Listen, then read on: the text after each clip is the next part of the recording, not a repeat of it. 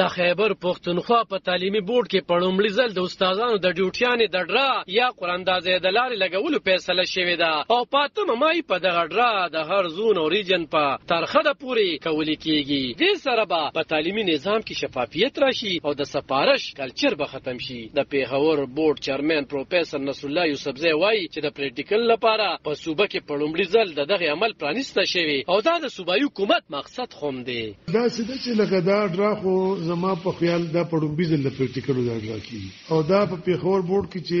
په 8 تاریخ کیږي نو دا سره د پیښور بورډ نه بلکې ډپارټمنټ چې کوم دی او خصوصا زمونږ منسٹر صاحب هم په دې کې هغه خپل دلچسپي لري چې را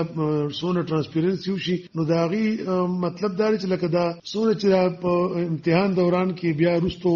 د سټاف نه نیګلیجنس کیږي دا غي وجه هم دی چې په میرټونو کې نو نیګلیجنس بدل نه کیږي امتحان معیار بسمي. نو دا په 8 تاریخ باندې انشاء الله ټول بورډونو بدل تمونګه دا ډرا کو او دا غي نه پس به ظاهر خبره چې دا ډراو شي او خلکو ته یو خپل سنټر لاړ شي نو نه ورچا ګیلوي شکایت یو د پریکټیکل ان شاء الله معیار هم خي او څوک بدانه وي چې د په خپل چایز باندې یو ځای کې بل ځای کې کسان ولګي. د پیښور په تعلیمي بورډ د پریکټیکل دوران کې د استادانو د اقربا پروري او خوخه ناخوخه یو شمیر تورونه لګولې شوې دي. خو نصر الله خان یوسفزی وایي چې دوی نور داسې ګامونه پورته کوي چې تعلیمي نظام او معیار ورسره بهتر شي. یره د دې ارس یو حل دی کنه چې زمونږ خپل اراده نیت زمونږ ټیک وي کنه او موږ وایي چې موږ ترانسپیرنټلی موږ ارس کوو شفاف طریقې سره موږ د اپاینټمنټس کوو نو بیا به دا شکایت نه راځي. چیر دالته نقل شو الته نمبر راړي نو دې سره به کم دي چې چا تیاری کړی به ظاهر خبره چا نو دا صرف یو ډرا خبره نه ده. تاسو کو دا وګورئ نو په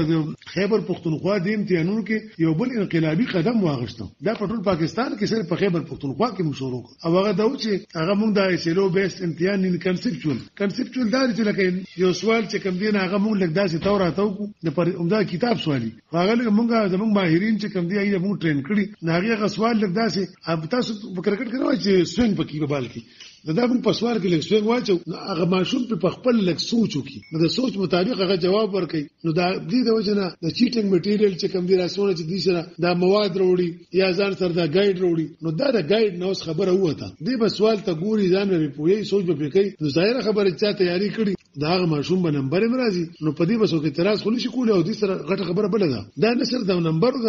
زیاتوالي کموالي خبره ده بلکې دې سره د تعلیم معیار خږي. د یادونه چې سخت کال د میټریک په امتحانونو کې د پیښور بورډ نه علاوه یو شمیر پرچې د نور بورډونو اوټ شوی او د پرچې شروع کېدو نه وړاندې د واتس اپ ګروپونو کې پرې شوی. خو نصر الله جان یوسفزی او سیکریټری بورډ مهدی جان وایي چې دوی نور خوم په نظام کې د شفافیت راستو خسه کوي. علب خان شیرپو دلبر نیوز 400